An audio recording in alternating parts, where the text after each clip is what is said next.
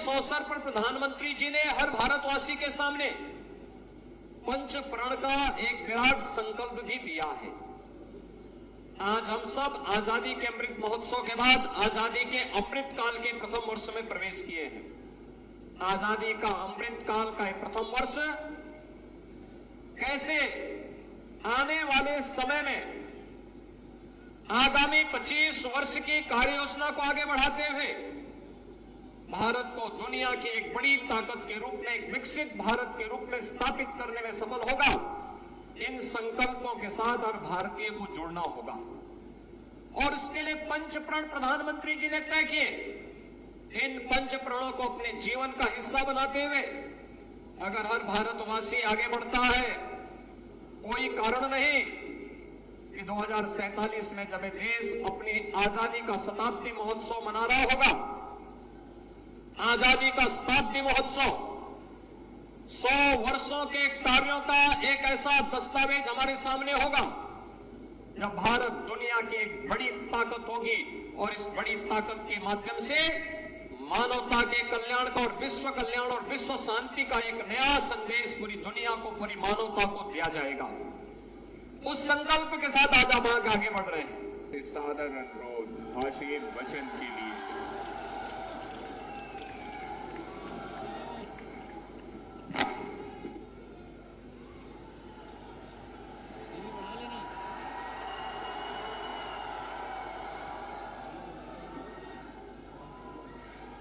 आजादी के अमृत महोत्सव कार्यक्रमों की श्रृंखला में मेरी माटी मेरा देश कार्यक्रम के अंतर्गत माटी को वंदन, वीरों को नमन कार्यक्रम के अंतर्गत आज प्रदेश भर से आए हुए अमृत कलश यात्रा के स्वयं सेवकों के सम्मान के लिए आयोजित आज के इस कार्यक्रम में मंच पर उपस्थित भारतीय जनता पार्टी के प्रदेश के अध्यक्ष और विधान परिषद के माननीय सदस्य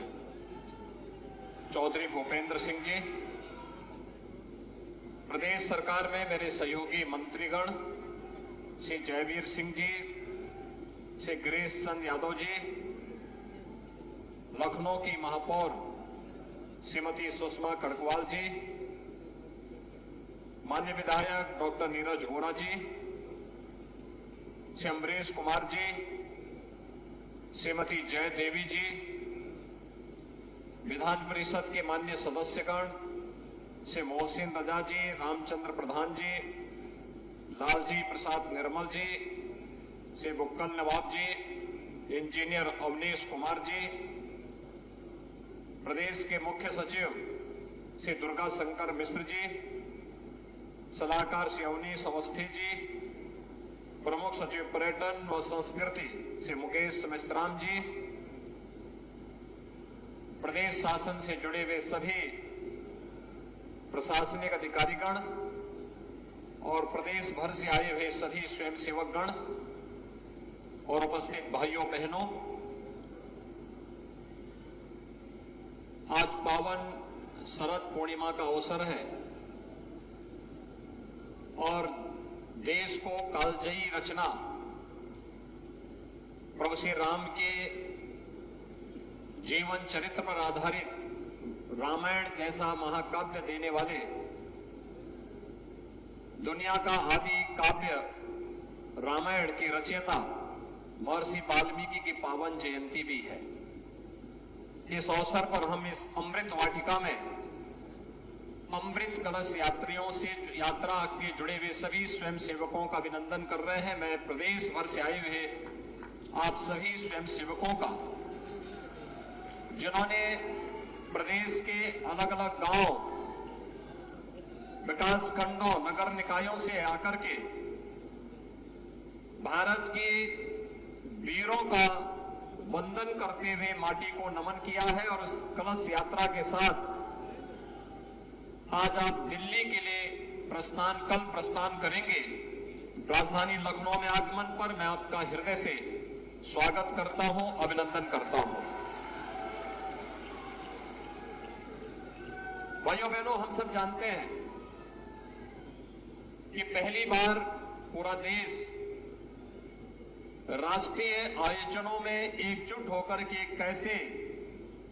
उन आंदोलनों का हिस्सा बनता है, उस अभियान का हिस्सा बनता है। आजादी का अमृत महोत्सव उसका एक महत्वपूर्ण आयोजन रहा है। हम में से किसी भी व्यक्ति ने 1947 में जब 15 अगस्त को देश आजाद हुआ था वह दिन नहीं देखा होगा, या जिसने देखा होगा उसको स्मरण नहीं होगा। जिसको स्मरण में होगा तो उन कार्यक्रमों में भागीदार नहीं बना होगा, क्योंकि एक और देश की आजादी थी, दूसरी ओर विभाजन की त्रासदी थी। लेकिन पहली बार हुआ जब हर घर तिरंगा के माध्यम से प्रधानमंत्री मोदी जी ने पूरे देश को आजादी के अमृत महोत्सव कार्यक्रम के साथ जोड़ने का एक अभिनव पहल की और सफलतम आयोजन के साथ भारत के हर घर में भारत के आन मान और शान का प्रतीक तिरंगा लहराता हुआ दिखाई दिया। इस अवसर पर भारत के सभी अमर शहीदों को स्मरण करने का एक अवसर भी अलग अलग कार्यक्रमों के माध्यम से प्रत्येक गांव, प्रत्येक नगर, प्रत्येक जनपद में स्मारकों को सुदृढ़ीकरण करने, उनके सुंदरीकरण करने, वहां पर नमन करने का एक अवसर भी हर भारतवासी के मन में, हर भारतवासी के साथ अमृत महोत्सव के कार्यक्रम ने जोड़ा। लेकिन अमृत महोत्सव के कार्यक्रम की शुरुआत आदरणीय प्रधानमंत्री जी ने साबरमती के तट पर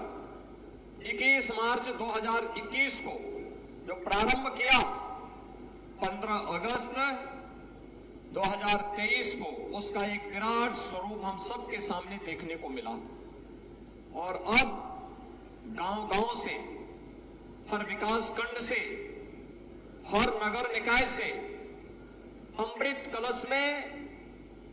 मातृभूमि के प्रति श्रद्धा और समर्पण का भाव व्यक्त करते हुए, कृतज्ञता का भाव व्यक्त करते हुए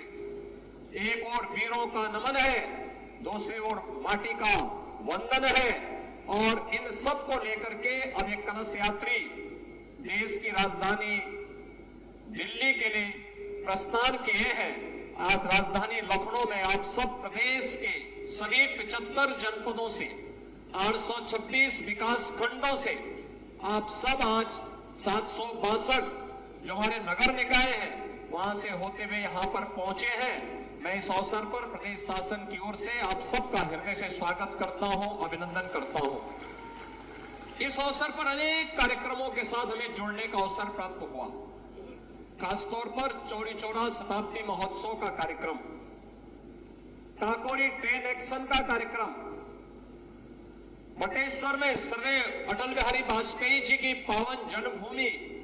के आयोजन से जुड़े हुए कार्यक्रम और अमर शहीदों के साथ उनके स्मारकों को भव्य स्वरूप देने के साथ साथ हुए अनेक कार्यक्रमों के साथ,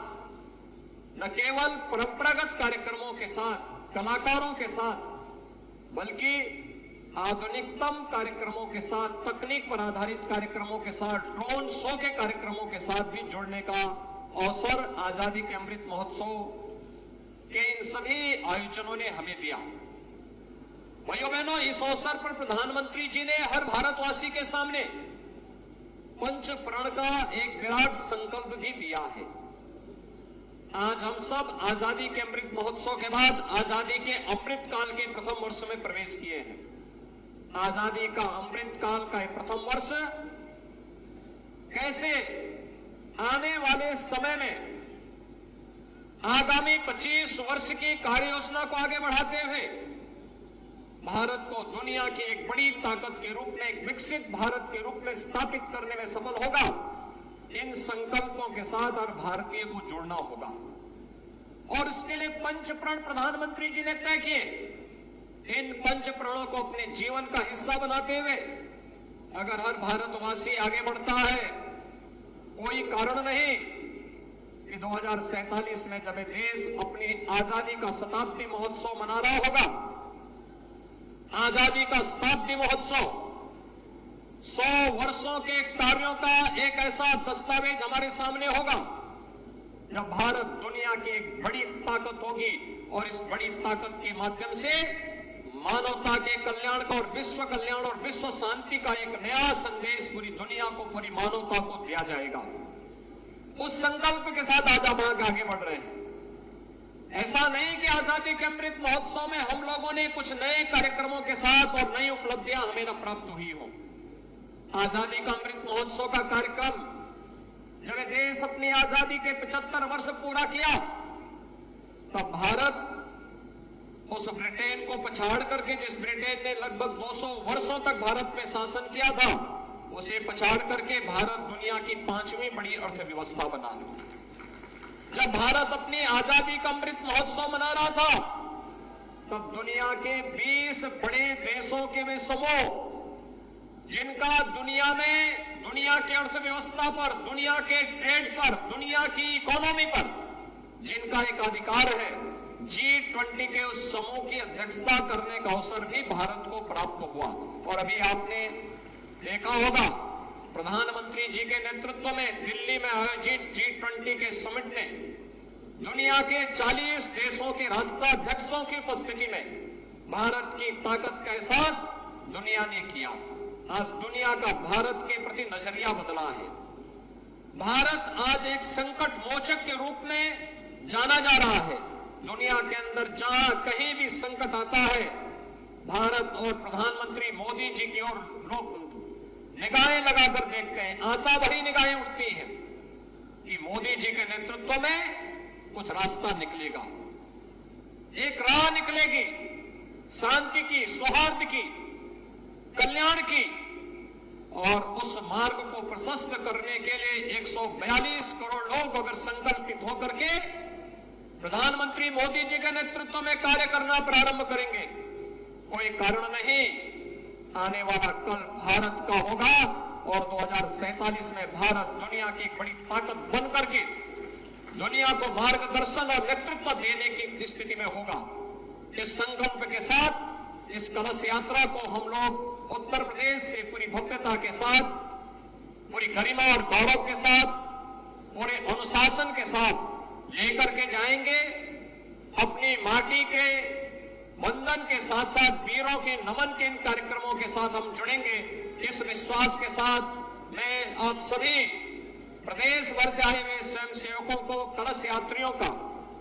प्रदेश की राजधानी लखनऊ में एक बार फिर से अभिनंदन करता हूं, स्वागत करता हूं और विश्वास व्यक्त करता हूं कि उत्तर प्रदेश का योग्य नेतृत्व आप सबके साथ दिल्ली में इस कलश यात्रा के साथ जाकर के इस गौरवमयी उपस्थिति के माध्यम से उत्तर प्रदेश के इन सभी